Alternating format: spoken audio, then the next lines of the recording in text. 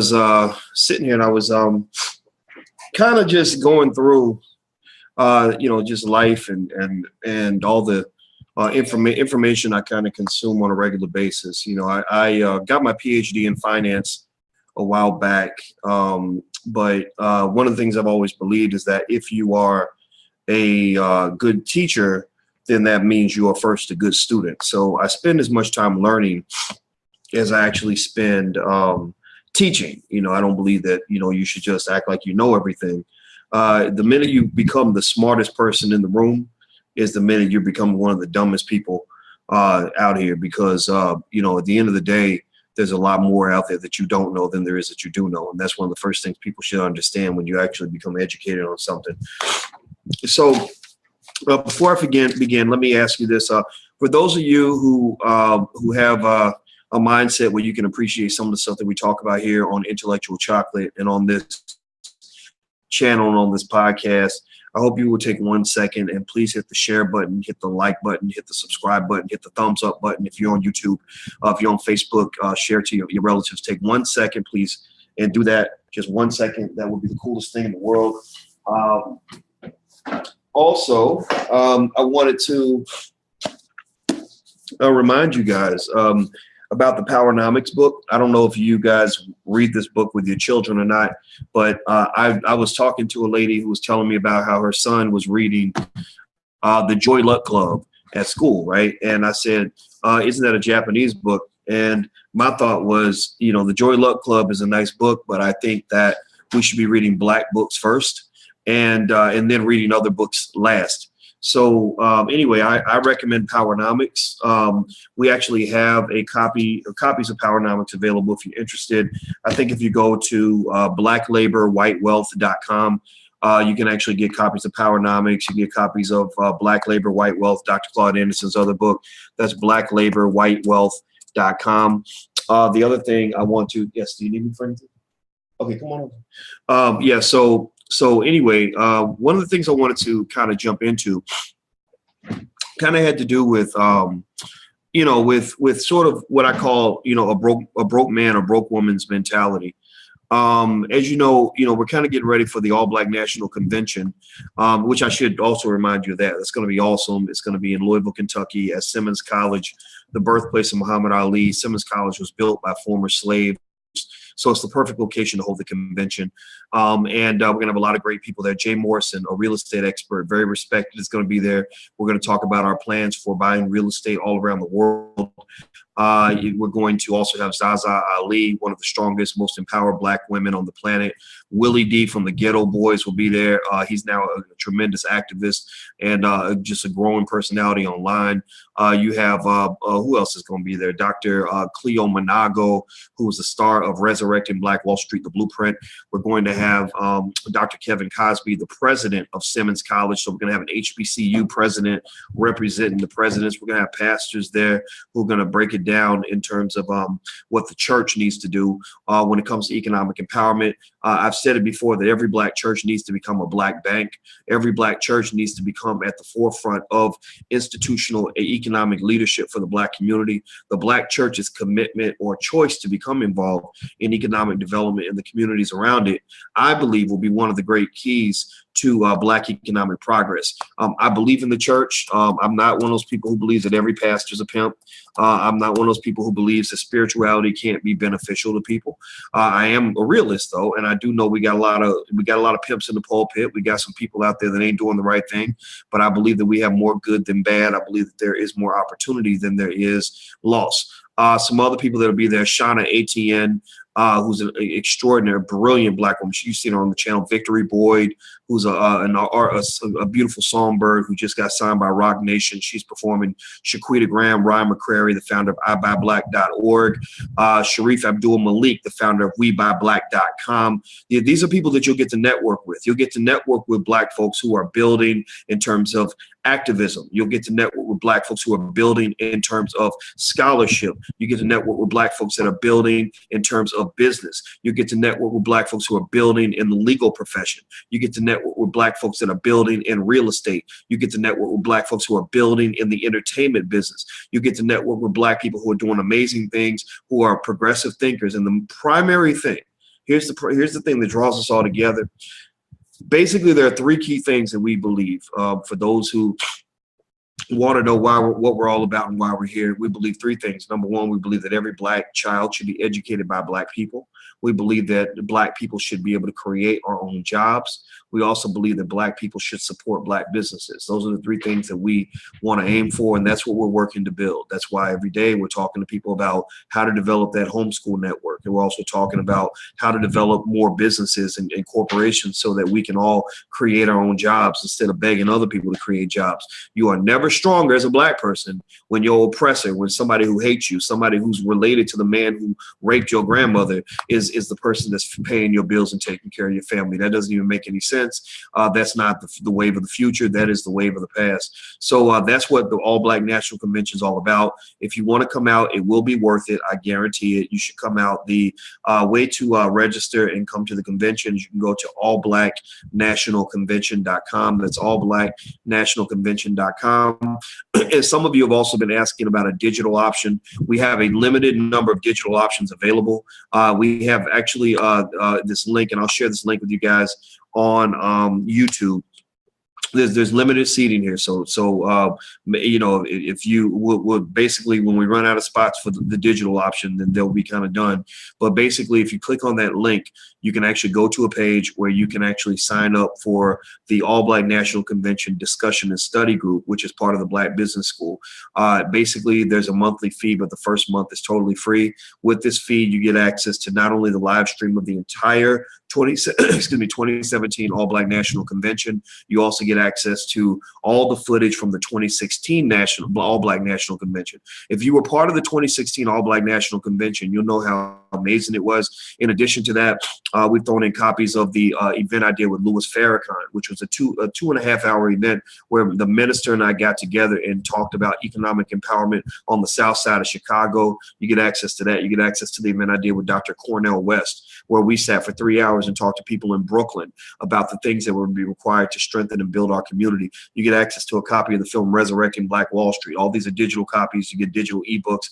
You get a digital copy of my book, The New Black Power. So it's all well worth it. It's a great deal, and it's great for those of you who can't make it. Those who do make it, the benefit that you receive is that you actually get to network with the Black folks that are there and meet them and form business with them and get together and just do all kinds of stuff.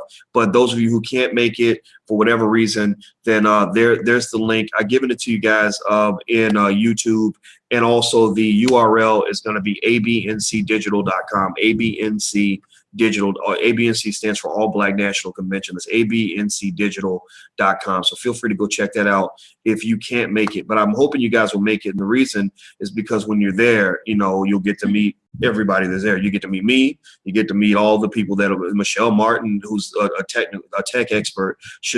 Michelle Martin and Shaquita Graham are big on technology. So we brought them in because we believe that Black people can get ahead if we are the first ones to jump on new technology instead of being the first ones to know how to tweet, text, Instagram, Facebook, do selfies. To hell with all that. That ain't making no money. That's making money for Mark Zuckerberg. That's making money for the people that own Twitter. That's making money for the people that run Snapchat. We want our children to be the first ones adopting that technology. I want Black people to make sure that we are as good at starting corporations as we are at holding really good step shows on college campuses. I turn on the YouTube and I'm always seeing all these damn fucking step shows. Excuse my French. I'm seeing these, I'm seeing dancing and doing all the moves and all that. And I'm like, wow, that's really impressive. You really had to practice that. You really put some dedication into that. You really are intense about your game when it comes to doing your stepping and your barking and your tweeting and your scowling, whatever it is that you're doing, you're really good at that. Well, I hope that you're equally good at the things that actually matter in your life. I hope that you're equally good when it's time for you to sit down with your homeboys and form a corporation that's going to change this world. I hope you're equally good when it comes to building that business that's going to give your family a chance to survive in a racist society. I hope that you're equally devoted and equally committed when it comes time for you and your family to learn the latest technology so these white boys ain't always getting a leg up on you and laughing at you. You got to understand, Black people, they laughing at you. They're looking for the opportunities and you're looking for the latest party. They're looking to build major corporations and institutions and you're looking for them to start playing the wobble so you can start wobbling and dancing and all this other shit. Fine. Okay, if you want to dance, I ain't hating on nobody that dances. Dancing is fine. But I'm going to tell you a little secret. I can't dance worth a fuck. Excuse my French. I can't dance. I dance like, I probably dance like, white people probably laugh at me when I dance. And you know why? Because I never thought it mattered for me as a black man.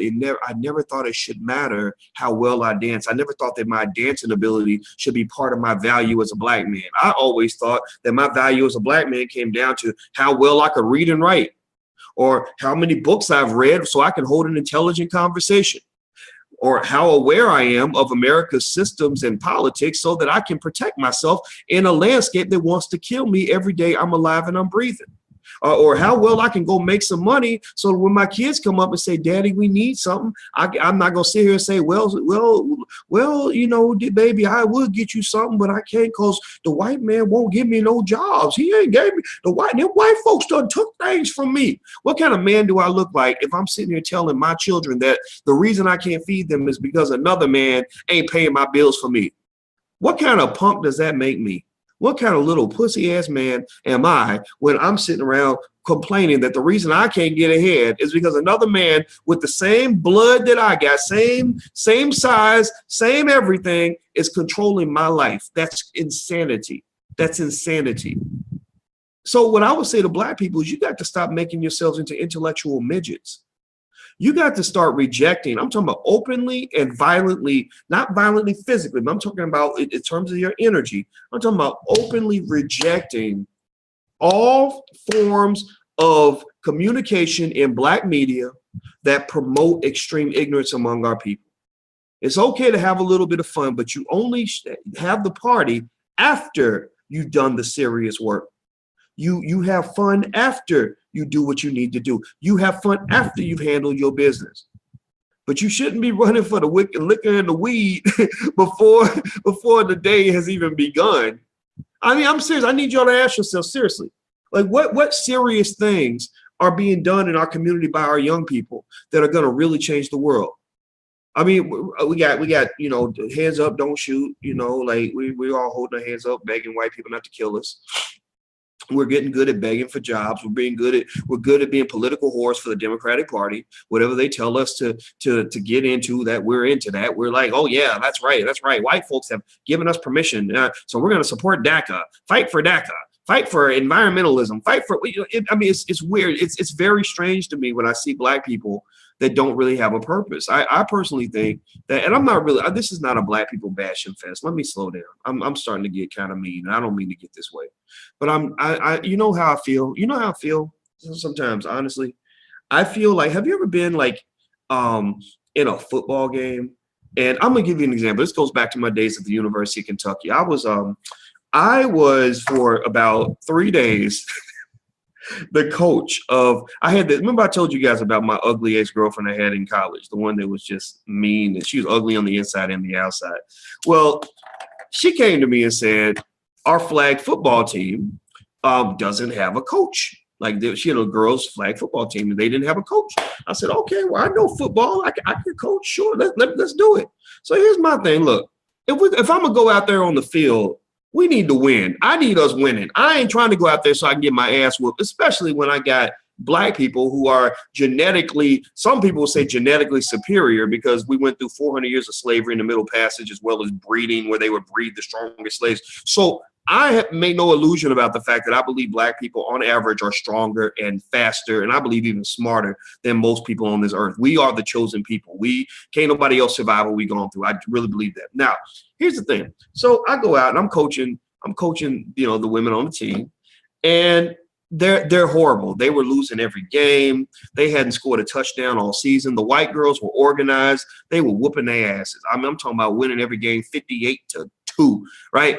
And so I said, okay, let's figure this out. Let's see what we got to work with. So I saw a couple girls. I said, you ran track in high school, didn't you? The girl was like, yeah. I said, yeah, you were pretty quick. Okay, I said, okay, I'm gonna line you up and we're gonna have you run the ball and we're gonna have you, yeah, and you can throw, right? She's like, yeah, okay. So I got them lined up and I was like, okay, here's our scheme, here's our plan, here's how we're gonna win. Again, just with black folks in general, that's how I feel. Like we're in a game where we got to find a way to win because we losing every game 58-2. So I got them organized. And I'll be damned if they didn't score their first touchdown. And they were ecstatic. They won. We won our first game. We were much, much better. And then it got to the point where people started bickering. I added a girl to the team. They didn't like her, so it got kind of messy. And then I had a couple people say, "Why are you so serious? Why, we just want to have fun. We just want to." And I'm like, "Yeah, but these white girls are embarrassing you. Like they're hurting your feelings out here. Like, don't you want to win?" And I remember being so mad because there were some people on the team who did not give a shit if they won or lost. Now, again, it's just football, and that's probably my weird personality, right? Maybe that was maybe that was the point. Maybe that's the point in all competition. It doesn't matter who wins or loses. It doesn't matter if white folks are kicking you in the ass as long as you have fun, right? But that's a problem, Black people. You get your ass kicked and you ain't having fun. Ain't no fun in being in last place in the game of life. Maybe when you were little and you played in those stupid little leagues where they give everybody a trophy as if even the fat kid gets a first place trophy, which I don't agree with none of that shit. I think it's crazy to me. I think you're setting your children up for failure and disappointment. I mean, seriously, if you make everything easy for your children, then don't be surprised when they grow up and they can't never do the hard stuff.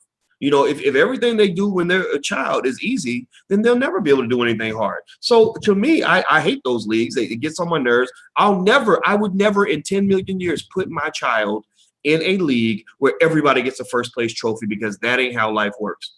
So long story short, with Black people, here's how I feel sometimes. I'm not going to lie.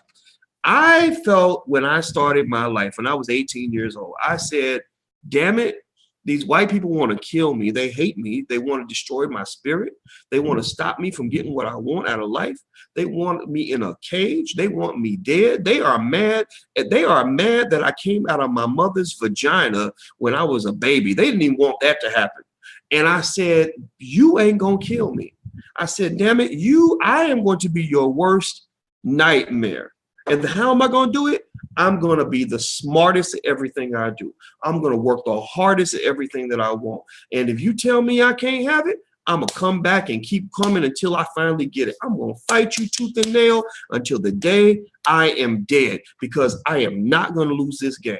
I might not get everything I want, and I might die trying, but either I'm going to get it or I'm going to die trying. But quitting is completely off the table. That is every ounce of how I've always wanted to live my life since I was 18 years old. And that's how I am to this day. That's why I look half crazy when I'm talking to y'all, because I feel like it's that serious. The difference is that this is not just a fun sport. This is the game of life. This is life or death. Black people are dying on a daily basis because we won't get our shit together, because we can't organize worth a fuck, because we want to look for the party before we look for the book. We want to get on social media and socialize instead of getting on social media to organize. We don't have an action plan. We don't implement those plans. We don't try to push our children to the front of the line. We try to hope and pray that our children can at least catch up. And I'm sick of it. It drives me crazy. So today, sometimes when I act like this, I feel the same frustration now that I felt back when I was coaching that raggedy ass flag football team, and some of the players just didn't want to win. I wanted to put them off the team. And if you want to know how that ended, I ended up walking away as a coach. I said, God damn it, I don't want to coach this team. If anybody on this team wants to get last place, go find you another coach and he can sit in the gutter with y'all, because I came out here to win. So Black people, my opinion, this is what I'm talking to you about. This is why I'm here. This is why I think some of you are here right now, is that if you are here because I want Black people to gain an extreme addiction to being in the winner's circle. I want you to look at what's going on in your life, and I want you to decide what the winner's circle looks like. And I want you to say, damn it, I might not always get what I want. I might come up short sometimes. I might not be quite ready for the glory that I'm chasing after right now, but I'm going to give everything I've got to put myself and to put my children in the winner's circle. What does the winner's circle look like? Well, the winner's circle might mean educationally. I'm not going to be one of those parents who holds it. You ever see those parents? I mean, I'm not making fun of them, but let's just be real. You ever see those people that hold a party for somebody's high school graduation as if they just won the fucking Nobel Prize? Like they just literally just set the world on fire and just did something extraordinary, and almost like high school is all that there is. Or have you ever seen people like that where maybe because high school was like the peak of their life, they're 45 years old still talking about what they did in high school and how many points they scored in the championship game? I feel kind of bad for people like that. And I'm not making fun of them as if they're inferior or flawed people, but it's kind of like they were trained to set their expectations low. Most people, if Black people are ever the victims of anything, I don't like to, consider us victims, but if we are ever victims of anything, you know what we are? We are typically victims of low expectations. We are victims of being in an environment where mediocrity is considered to be the standard. That's the gold standard. When just simply keeping up with white folks on a basic level means somehow you've achieved some sort of success. We get these dumb terms like, we're trying to achieve equality, or we want diversity and we want inclusion. I don't really want to be included. I don't want to be included in the pack. I want to stand outside the pack. I don't want my children to catch up with the sheep. I need my children 100 yards ahead of the sheep. So what would that mean? Well, that means educationally, if I got a 6-year-old in my house and that 6-year-old shows any sort of cognitive ability whatsoever, I'm going to do everything I can to get that child to skip a couple of grades. When the child is 12, 13, 14, we're going to start doing some college classes with that child. My child's going to be so bad. My child's going to be so kick ass that there's no way my child's going to go through life thinking somehow that they've achieved a victory because they stayed out of jail. Or that somehow, I take care of my kids. I'm a good man because I take care of my kids. Well, no, fool, you're supposed to take care of your kids. You're a man. A man is supposed to take care of his kids by default. Don't brag about the fact that you fed your children. What's wrong with you? You're supposed to feed your children. That's not something you brag about. You should be embarrassed if you don't feed your children, right? So I think that in general, our biggest problem is that we tend to make fun of people who have standards of excellence. We make fun of those people. We make fun of that mother or that father who pushes their children to make straight A's, go to summer programs, and do college level work at the age of 12. We look at them, why are you so serious? All the baby trying to do is have some fun and do a dance. I mean, shoot, that baby ain't never gonna have no fun. Well, you know why the Asians are whooping your ass right now academically? You know why they're destroying you and leaving you in the dust?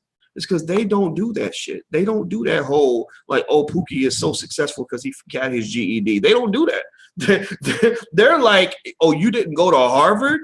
What? Why not? What happened to you? That's the standard that they have. I have a friend like that. Every now and then I get to hear about other cultures from my little friends that tell me all the business. And he told me that he said in my household, he said, I went to USC. USC now is a school where the tuition, all inclusive next year is supposed to be $70,000 a year. USC is a pristine institution. I went to visit that school. It's like a castle. He said, I went to USC and my family made fun of me. They thought I was the black sheep because I didn't go to Harvard, Yale, or Stanford. That is what excellence looks like. Now, here's the thing. It ain't like you don't really know it, though. You pursue excellence as a community in a lot of areas. Here's some areas where Black people are excellent.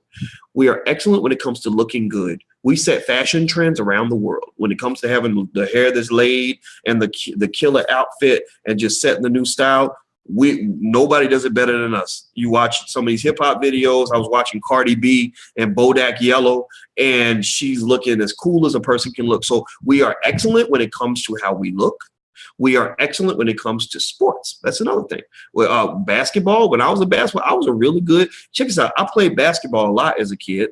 I was okay. I could shoot some threes and whatever, but I wasn't no superstar. I went over to China, and everybody plays basketball in China. I played with the Chinese kids, and I was killing them. I felt like Michael Jordan because I had been pushed to such a high level of excellence that when I went to China, I literally was controlling the entire court, and I was 35 years old and fat. I wasn't even in shape. And I said, these guys suck. Well, it was because in my country, the standard for excellence in basketball is second to none. We got guys that are literally magicians and magical when it comes to what they can do with a ball.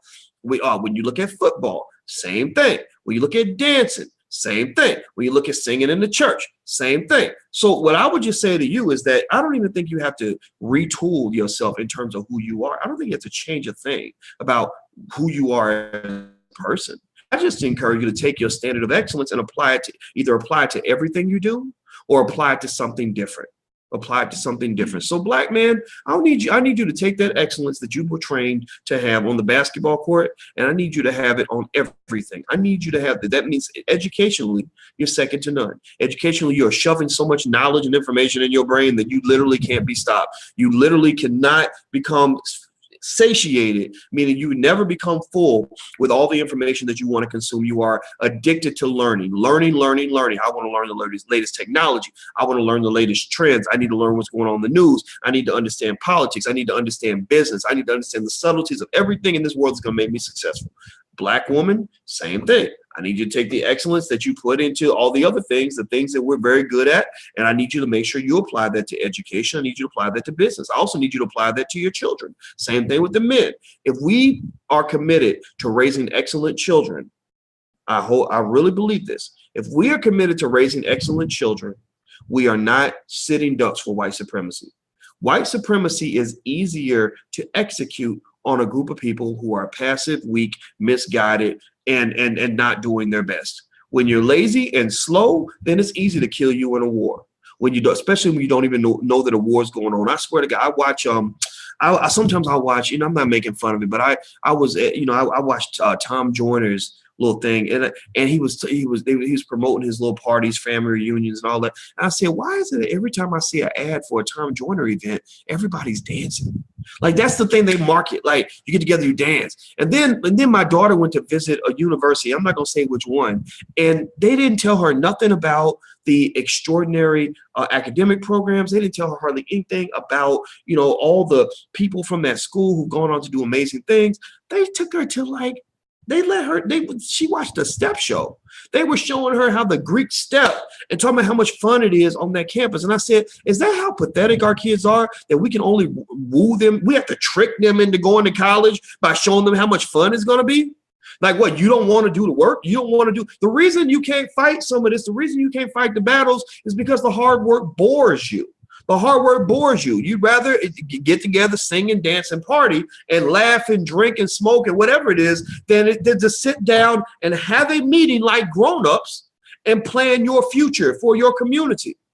That's the problem. See, here's the thing. Here's how America treats you. America treats you the way you treat a child. You ever have a situation where the children want to play and the children want to sit and watch SpongeBob and throw the ball back and forth and run around the house, and the grown-ups sit at the table and talk about grown people shit? The grown-ups are figuring out how to get the bills paid. The grown-ups are talking about whether to sell the house or buy it, stuff like that. The grown-ups are making the important decisions, and the kids are like running around playing. And one of the kids runs up and says, "Mommy, mommy," and mommy says, "Oh, 1 minute, baby." The grown-ups are talking. That's how America treats you, black people.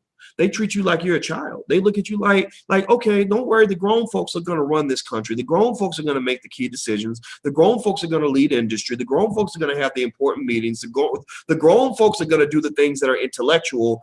Y'all just go play. Or, here, we're going to take a break from the meeting and we need somebody to sing for us. And you people sing so well. Oh my goodness. Oh, and I loved black performers. They're so good. Oh, and when we're off work, we're all going to get dressed. We're going to have a hip hop party because we think that black people are so cool. And that's what it is. They see you almost like a sideshow. They see you like the group of people that don't matter in this country. You're not the key people making the key decisions. You're not the ones that are seen as captains of industry. Go look at the stereotypes they have of you. They don't see you. They say, oh, well, you really think? I've had people say this to me. I've had, other faculty. I went to a HBCU. I'm going to tell you which one it was so you know which school it was. I love this school, but this was a fucked up situation. I went to Kentucky State University for a visit. I sat down with a professor who was from Europe. And I remember this white dude. I think he thought I was one of him because we were both PhDs, right? So it wasn't a racial thing. It was a class thing. He sat there and he talked to me about these students as if they were the dumbest idiots, the laziest buffoons that he'd ever seen in his life. He was like, well, you're not going to get much from the class because they're not much for intellectual stimulation. They don't really like to learn. They're not very bright. They're not very serious. They just, they like the parties and stuff, but they aren't really into intellectual stuff. So you want to kind of dumb it down. Don't make it too serious. Don't make it too smart. Or I went on a radio show. And in a minute, I'm gonna have to go to a meeting. I'm gonna come back though, because we got to finish this conversation. But I was on a radio show, urban radio show, and I remember I used a word. I think I mentioned something about the brain, and I mentioned a part of the brain I called the prefrontal cortex, and I was going to explain what it is. And the guy was like, "Whoa, whoa, whoa!"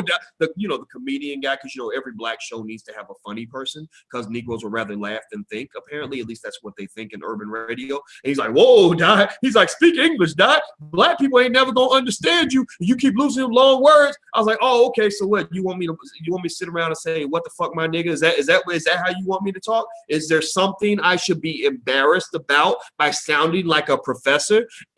Seriously? Sure, I can sound like an ignorant fool as well as the next guy, but why should I feel that in order to communicate with you as a black man or a black woman, that I got to dumb myself down, that I got to hide the fact that I read a few damn books? Why, that should be the first thing you know about me, not the last. I had another, and it just kind of goes down the list.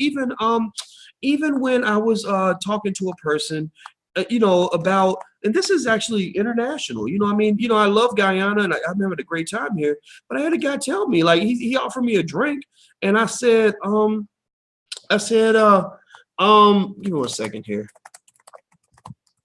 Hold on. Actually, give me 1 second. I had to type this quick note. Do me a favor while we're doing this, please take 1 second to hit the like button, the share button, and all that other stuff, subscribe button. Make sure you subscribe. And also, if you want to know about the convention, go to allblacknationalconvention.com. That's allblacknationalconvention.com. Also, if you want a free e-copy of my book, It Takes a Village to Raise the Bar, go to drboycewatkins.net. That's drboycewatkins.net. So anyway, so check this out. Now, I'm not making fun of this guy or anything like that. He was a nice dude, real nice dude. But what he said, said to me, he asked me if I wanted a drink, and I said, "Oh, thank you, man, but I really don't, I really don't like to drink. I don't, I'm not a drinker." And he started laughing. He really started laughing at me. And he said, "Oh, well, don't tell." He said, "In Guyana, don't tell other black people that you don't drink." And I said, "Why not?" He said, "Well, because, they think something's wrong with you. You won't fit in socially, blah, blah, blah, blah." And I'm sitting here thinking, okay, now I'm not going to make fun of anybody for drinking alcohol. But I said to myself, and I communicated to him in a polite way. It was a good conversation, but it was interesting. I said, "Well, I've had a lot of men in my family die from alcohol. I've had a lot. I've had the drunk ass uncles, the cousins who couldn't put down the bottle. And I've seen the devastation that's occurred as a result of alcohol. That's what made me never want to pick up the bottle. I've seen people die young from alcohol. I've seen people live lives that were so pathetic that they might as well have been dead. I've seen people get caught up in situations where they went to prison for 80 years for something they did while they were drunk. I've seen people, men so weakened and so pathetic that their children have no respect for them. So why in the world would I want to do something? And especially when I'm at war, a man does not go on the battlefield and get drunk on the battlefield. But black people do that every day, because the black man does not understand that you are in the middle of a war. The black woman is in the middle of a war too, a different kind of war, but it's all a war. And I'm sitting there thinking, I didn't understand that. Now, again, I wasn't making fun of anybody. I wasn't trying to look down on anybody or make it into some sort of I'm better than you kind of thing. But I was like, I'm not going to let you clown me because I choose not to put poison in my body. I'm not going to let you clown me because I want to be sober and alert in a world that's filled with white supremacy. I don't want you to clown me because I remember the words of Malcolm X, who said that the white man will sell you the liquor bottle and then he'll lock you up for being drunk. He wants you to pick up that liquor bottle. He wants you to pick up the crack pipe. He wants you smoking the weed and doing all that every day, because he knows that when you high and you drunk, you can't compete. You name me one person who can be drunk and high all the time, who you really respect as true competition. Imagine if you're trying to run a race and your opponent is drunk, pissy drunk, or you in a fight and the other guy's drunk. Who you think is gonna win that fight? You could be Mike Tyson, but if Mike Tyson's drunk, I could probably whoop Mike Tyson's ass while he's drunk. Floyd Mayweather, I could take out Money Mayweather if he's high and drunk. So my point to you, black man, is especially for men, because men get in trouble the most for this stuff. And women, though, you're raising your sons and you got your own issues as well. My thought is you got to reconsider, just some of these life strategies that are sold to us. Don't do stuff just because everybody's doing it. Do stuff because other people are not doing it. Set your own trend. Go in a different direction. You trying to catch up? You trying to catch up and move ahead in the race? Well, you got to be focused, man. Seriously. So what I would say to you is that, I am personally disappointed about the idea of living in any kind of world where we spend more time thinking about things that don't matter than we spend thinking about things that are going to change our lives. A lot of white supremacy is driven by economic control. Adam Smith, I believe, was the one who said it, or maybe it was Samuel Adams, who said there's two ways to enslave a country or a nation or a group of people. Two ways to enslave them. One is with the gun, and two is with debt. With a gun or with debt. And what he's basically saying is that with black folks, the reason that you're enslaved is because either they will put a gun up to your head, which is where all these, killings come from and all that, or they just enslave you financially. When you're financially enslaved, then you can't really do anything. You can scream Black Lives Matter all day long, but ain't nobody gonna listen. You could talk about, being woke and conscious all day long, but it ain't gonna matter because you're living in a cage. Think about that. Imagine an animal that's living in a cage where he's got a map. He's in his mind. He can visualize all these lands he can live in, but he lives in a cage, so he can never go anywhere. Right. So what you got to do if you really want to truly be free is you can't just be mentally woke. You got to be physically and economically woke. You got to be politically woke. You got to be woke in every area of your life. And I would tell you that when it comes to raising your children, you got to raise your children different. You can't raise your kids the way these other kids are being raised. Children in America are being raised in a really horrible way. America is a horrible place to raise a child. So what I would say to you is that if your child is in America, you're going to have to detach them and disconnect them from all the nonsense. So much stuff is happening with young people where I'm sitting there thinking, my God, this poor kid, they're going to be in such bad shape. They are not ready to compete. They're going to be frustrated. And there's nothing worse than to be getting body slammed economically and politically and to not have a way out, to know that you are just not equipped to even fight back. You ain't got the resources. You don't have the skill. It's one thing if you ain't got the resources because, we live in a country where there's been some bias and theft that's taking place, right? That's why at the All Black National Convention, we're going to talk about reparations and stuff like that, as well as police brutality. We'll talk about Colin Kaepernick. We'll talk about all of that. But it's another thing when it goes beyond a lack of resources, when it goes deeper to a lack of knowledge and a lack of willpower. Resources means nothing if you don't know what to do with the resources and you don't have the willpower to be disciplined in your allocation of those resources. That's why you have multi-millionaire lottery winners who go broke, who end up on welfare. How does a lottery winner who won $20 million end up broke? Well, it's because the mindset, when you bring a poverty ass mindset into a pile of money, then all that's going to happen is you're going to give all that money away.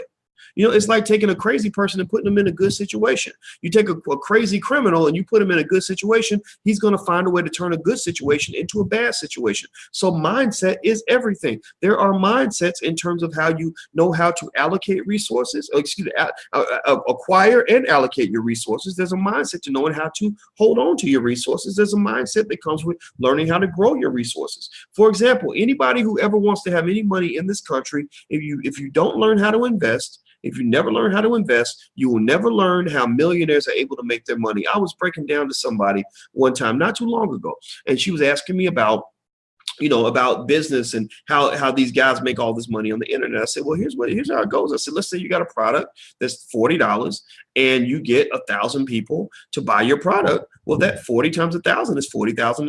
So your biggest challenge is figuring out how do you get 1,000 people to buy that $40 product? Well, then you're going to make more money in a couple of days than most people make in 2 months of hard work. I said, but the way a laborer thinks is a laborer equates time with money. They equate labor with money. They think that money is something they earn by doing something. So what happens is you put a cap on your earning potential. You're thinking, okay, if I make $40 an hour and I work 10 hours a day, I can make $400 in a day. Whereas a millionaire is thinking, okay, instead of me working 10 hours a day doing labor, I'm gonna work 10 hours a day getting other people to do 10 hours of labor. So if I got 100 people doing 10 hours of labor, then I make $400 times 100, which becomes $40,000. right? There's a scaling, a mental scaling that occurs with millionaires that does not occur with regular people. So that's why it's important when you're training your children on the game and trying to break down just what the game means and how to get ahead in life. The game is one where you must teach them how to play the game from the top and not from the bottom. You don't start the wealth game by talking about getting a job and being a laborer. Man, to hell with that. Let somebody else teach their kids that stuff. Let them teach their kids that stuff so their child can come work for your child. You teach your child how to be the boss. You teach your child from the top down, not the bottom up, so that they're thinking about how to create jobs as opposed to go get a job. In fact, if you go to most state universities and most HBCUs, they are very, very good at teaching you how to get a job or how to work for somebody else. When you go to elite universities, they're teaching you that people are like almost like cattle in a way. They're teaching you that your job is not to go do the work. Your job is to get other people to do the work for you. I'm not saying that it's right. I'm just telling you that that's how the game is played. So the question is, do you want to play the game at the top or you want to play it at the bottom? Do you want to be the pimp or you want to be the hoe? Now, I'm not saying it's good to be a pimp or to be a hoe, but at the very least, don't let somebody else make you into the hoe. But if you come out onto the streets and you ain't got no skill, and you don't understand how the game is played, you don't understand the dynamics of the situation, then you're going to be turned into a hoe. Somebody's going to turn you out. They're going to see that's how a pimp operates. Look at how a pimp operates. A pimp operates on opportunity. He sees you sitting on the corner. You don't know where to go. You don't understand what's going on. You ain't got no money in your pocket. Your self-esteem is low. Maybe you have an addiction. Maybe you're distracted by something, maybe shiny objects, furs and gold or whatever. Well, that's you pretty much are prey for the pimp. That he sees you, he smells that. He smells opportunity. He says, oh, shoot, I can get this hoe working for me in a matter of minutes because this hoe ain't prepared. Nobody prepared this person. I'm talking about male and female hoes because all of us have been hoes at some point. Black people, we raised a bunch of hoes. We raised economic hoes. We raised people that are positioned to be used and exploited by others where we receive no benefit ourselves. You don't believe me? Look at how many Negroes you see on TV that are running around parading for the Democratic Party like somehow they're actually going to benefit if the next Hillary Clinton gets elected. Look at how many black people you see growing up raising their children to go work for a white man. You ain't got to raise your child to do that. Asian people don't really do that as a community. There are lots of other communities where Jewish communities don't do that. They raise their children to be bankers and executives in film industry, film owners, whatever it is. They don't raise their children to be laborers. So what I'm saying to you is you got to ask yourself, am I raising my children to be hoes? Or am I raising my children to not necessarily be a pimp? I don't believe in pimping nobody. I'm not saying you should pimp people, but are they at least raising their children to be strong enough to resist the urge to be pimped by somebody else? You ain't got to be, you can position yourself as a pimp, but ultimately you can be a liberator, right? You can be a person who liberates other people from their situation. You can be a person who creates jobs and possibilities for other people that you care about in safe working environments or whatever the case may be, where they're free from racial oppression. So I don't want you raising your children to be pimps. So remember that you ain't got to be a pimp or a hoe. There is such a thing as a liberator. You want you to raise your child to be strong enough to walk up to the pimp and say, you ain't gonna run these women or these people on the corner no more, because I'm gonna educate these people and I'm gonna help them to resist you and to stand up to you. So in a way, maybe that's what I don't know. That's what I see myself as. I don't know, but I know that at the end of the day, when I talk to black people and black people start feeling better about themselves, that is when I become a threat to white people, because white people want you to be their hoe. But with corporate America, white supremacy wants to use you, and they use you on a daily basis. They use you to run their great industrial machine, as they've done for the last 450, 500 years, however long it's been, and they're going to keep on doing it until you change the game on their ass. And you change the game with the same elements, the same ingredients that it takes to get that little girl off the corner is the same ingredients it's going to take to get black people off the corner and stop offering ourselves up for economic prostitution. What does it take? Well, if the little girl, maybe she has some self-esteem, then she wouldn't let herself be treated that way. In Guyana, they tried slavery for a few years. It didn't work because black people realized that they know how to use machetes too. And white folks realized real quick, we can't make these people into slaves because they're not built for slavery. Their mindset won't allow it. So that little girl gets some self-esteem, knows somebody loves her. Maybe she gets some opportunities. Maybe she's not on the corner starving. She's got a place to go, right? Maybe she's educated and she understands how the game works. Somebody schools her, or she goes to college and learns, get some knowledge and information, which adds to the self-esteem. So she understands exploitation when she sees it. Maybe you get her clean, get her hooked, get her off at cracking, off the heroin, so she ain't using the drug, so she don't need the pimp to go get the drug anymore. Maybe you help her focus a little bit and say, baby, I know you want, diamonds and furs and all the stuff the pimp's offering you, but you don't need that in order to be a whole person. So if you do that to that young lady, think about this seriously. Go with me with this analogy. She's not going to want to be a prostitute anymore.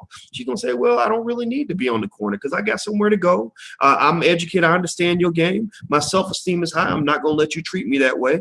And I'm not distracted by shiny objects, and I don't need your drugs anymore. Well, for Black people, it's the exact same thing. When our self-esteem goes up, we become less fit for slavery. When our education level goes up, we don't sign on to that shit anymore. When we get away from the addictions, we have financial addictions, we have addictions to other things that cause us to need our oppressor to fuel our addiction.